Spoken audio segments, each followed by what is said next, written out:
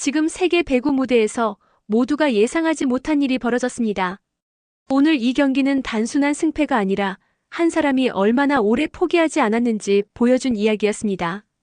왜 아시아 챔피언 한국 U17 여자 배구가 세계 강호들이 몰린 죽음의 조에서도 흔들리지 않았을까요? 왜 높이와 파워에서 밀린다는 평가를 받던 팀이 오히려 강팀들을 긴장하게 만들었을까요? 그 이유는 단순한 실력 이상의 무언가에 있었습니다. 지금부터 그 비밀을 낱낱이 공개해 보겠습니다. 이 이야기를 끝까지 보시면 결과가 아니라 과정이 어떻게 기적을 만드는지 알게 되실 겁니다. 아시아 정상에 올랐다는 사실만으로 모든 것이 해결되는 것은 아니었습니다. 한국 U17 여자 배구 대표팀은 분명 우승 경험을 가지고 있었지만 세계 무대에서는 여전히 도전자에 불과한 위치에 서 있었습니다. 국내에서는 최고의 평가를 받았지만 국제 기준으로 보면 높이와 파워에서 한계를 지적받아왔습니다. 특히 유럽과 남미 팀들과 비교했을 때 블로킹과 공격 파워에서 밀린다는 분석이 반복되어 왔습니다. 그렇기 때문에 이 팀의 일상은 승자의 여유가 아니라 끊임없이 부족함을 채워야 하는 긴장 상태의 연속이었습니다. 선수들은 이미 정상에 올랐지만 그 자리를 지키는 것이 아니라 다시 증명해야 하는 상황에 놓여 있었죠. 이 상태는 오래 지속될 수 없었습니다. 결국 이 팀은 선택해야 하는 순간에 다가가고 있었습니다. 아시아 챔피언으로 남을 것인지 아니면 세계 무대에서 새로운 역사를 만들 것인지 그 갈림길에 서 있었습니다. 그 결정적인 순간은 조 추첨 결과 발표와 함께 시작됐습니다. 한국은 대만, 이탈리아, 도미니카 공화국 등 강력한 전력을 가진 팀들과 같은 조에 배정됐습니다.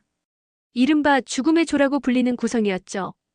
특히 대만은 과거 결승에서 만났던 상대였고 다시 맞붙게 된다는 점에서 단순한 경기 이상의 의미를 갖고 있었습니다.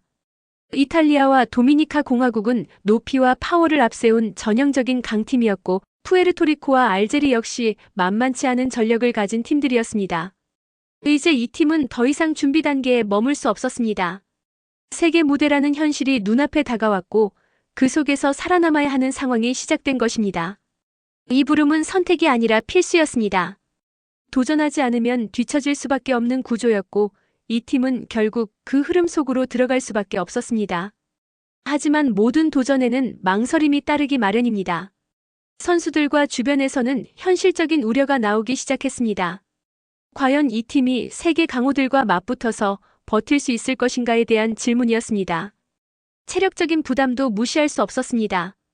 조별리그에서만 최소 5경기를 치러야 하는 상황에서 어린 선수들이 그 강도를 견뎌낼 수 있을지 의문이 제기됐습니다. 또한 높이 싸움에서의 열세는 이미 여러 차례 지적된 문제였고 이는 단기간에 해결할 수 있는 부분이 아니었습니다. 아시아에서는 통했던 전술이 세계에서도 통할 것인지에 대한 불안도 존재했습니다. 이 모든 요소들이 합쳐지면서 도전 앞에서의 주저함이 커져갔습니다. 승리의 기억은 있었지만 그 기억이 오히려 부담으로 작용하기 시작했습니다. 실패했을 때 충격이 더 클 수 있다는 점도 무겁게 다가왔습니다. 이때 팀을 다시 하나로 묶은 것은 경험과 메시지였습니다. 아시아 우승을 이끌었던 지도 체계가 그대로 유지되었고 선수들은 이미 한 번 큰 무대에서 성공을 경험한 상태였습니다. 특히 핵심 공격수로 자리 잡은 손서연을 중심으로 팀의 방향성이 다시 정리되기 시작했습니다. 여기서 중요한 메시지가 등장했습니다. 우리는 이미 가능성을 증명한 팀이라는 사실이었습니다.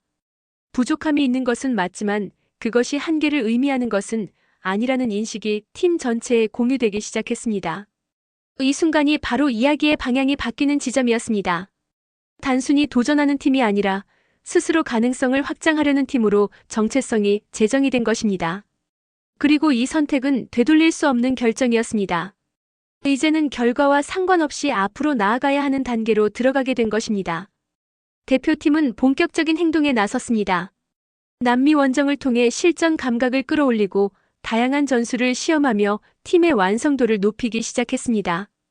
이는 단순한 훈련이 아니라 실제 경기 환경에 적응하기 위한 준비 과정이었습니다. 선수들은 낯선 환경과 강도 높은 경기 속에서 점점 자신들의 리듬을 만들어가기 시작했습니다. 이 과정에서 중요한 변화가 나타났습니다. 이전까지는 상대에 맞춰 대응하는 방식이었다면 이제는 자신들의 경기 흐름을 만들어가는 방향으로 전환되기 시작한 것입니다. 이는 심리적인 변화이기도 했습니다. 더 이상 두려움에 기반한 플레이가 아니라 자신감에 기반한 선택들이 늘어나기 시작했습니다. 이 시점에서 팀은 분명히 이전과 다른 단계에 들어섰습니다. 안전한 영역을 벗어나 진짜 경쟁의 세계로 넘어온 것이었습니다. 조별리그에 들어서면서 진짜 시험이 시작됐습니다.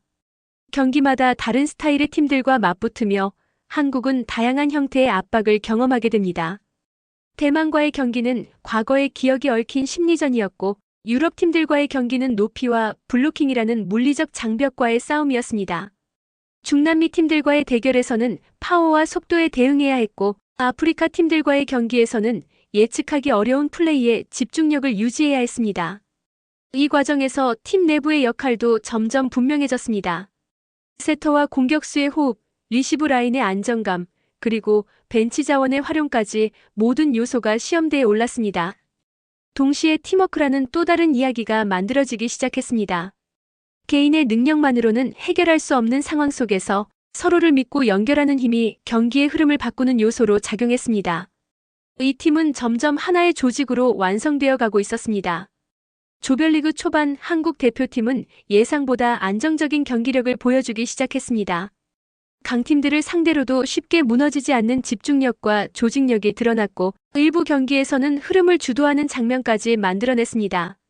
하지만 이 성과의 이면에는 분명한 위험 신호도 존재했습니다. 경기 후반으로 갈수록 체력 저하가 나타나기 시작했고, 리시브가 흔들리면서 공격 전개가 단조로워지는 문제가 드러났습니다.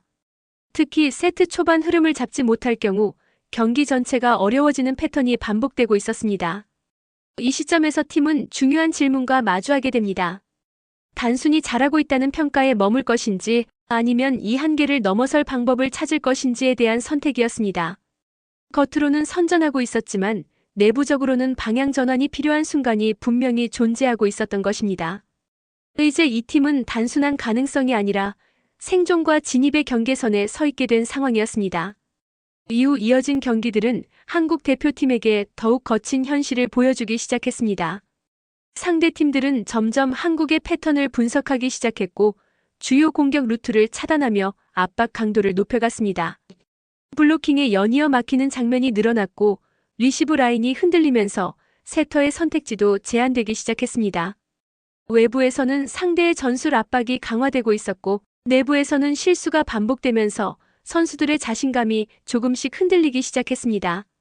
경기 흐름이 끊기는 순간들이 늘어나면서 팀 전체의 리듬도 불안정해졌습니다. 이 시점은 단순한 경기의 문제가 아니라 팀 전체가 무너질 수도 있는 위험한 국면이었습니다. 체력적인 부담과 심리적인 압박이 동시에 겹치면서 지금까지 유지해온 균형이 무너질 가능성이 커지고 있었습니다.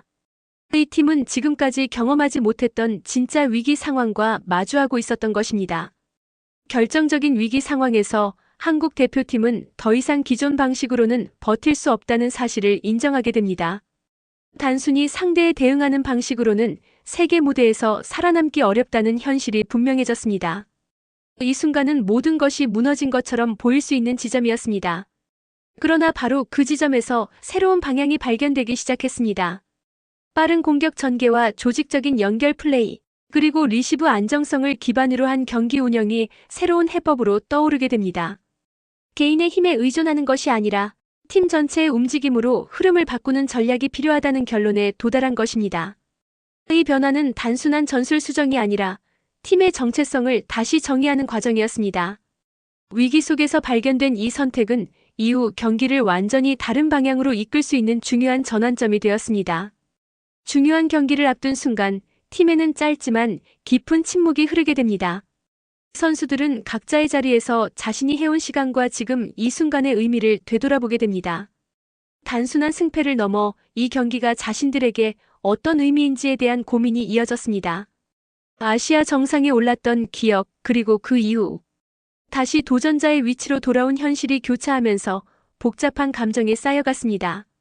하지만 그 감정은 결국 하나의 방향으로 정리되기 시작했습니다. 지금까지의 모든 과정이 이 순간을 위해 존재했다는 확신이었습니다. 시간은 많지 않았고 선택의 여지도 크지 않았습니다. 이제는 준비를 끝내고 결과로 증명해야 하는 단계에 들어선 것입니다. 이 침묵의 시간은 단순한 휴식이 아니라 마지막 결단을 위한 정리의 시간이었습니다. 결정적인 경기에서 한국 대표팀은 이전과는 전혀 다른 모습으로 등장합니다. 빠른 공격 템포와 안정된 리시브, 그리고 팀 전체가 연결된 움직임이 동시에 작동하기 시작했습니다. 특정 선수에게 의존하던 흐름에서 벗어나 모든 포지션이 유기적으로 연결되는 경기 운영이 펼쳐졌습니다. 특히 핵심 공격수의 결정력이 중요한 순간마다 살아나면서 경기의 흐름을 끌어오는 장면들이 이어졌습니다. 상대팀은 예상과 다른 전개에 대응하지 못했고 한국은 점차 주도권을 가져오기 시작했습니다. 이 변화는 단순한 경기력의 상승이 아니라 팀이 완전히 다른 단계로 진입했음을 보여주는 신호였습니다. 그동안의 위기와 선택이 하나로 연결되면서 결국 결과로 이어지는 순간이 만들어진 것입니다.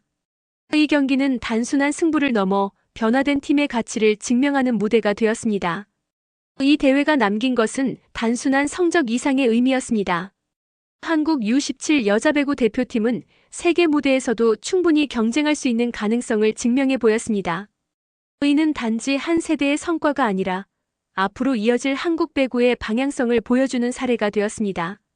유소년 단계에서도 세계와 맞설 수 있다는 확신은 이후 세대에게 중요한 기준으로 남게 될 것입니다. 또한 팀워크와 조직력이라는 가치가 얼마나 큰 차이를 만들어낼 수 있는지도 분명하게 드러났습니다. 이 경험은 선수 개인에게도 그리고 한국 배구 전체에도 중요한 자산으로 남게 됩니다. 이제 이 이야기는 끝난 것이 아니라 다음 도전을 위한 출발점이 되었습니다. 그리고 이 과정을 지켜본 우리 모두는 하나의 질문과 마주하게 됩니다. 이 팀은 과연 어디까지 올라갈 수 있을까요? 그 답은 앞으로의 시간 속에서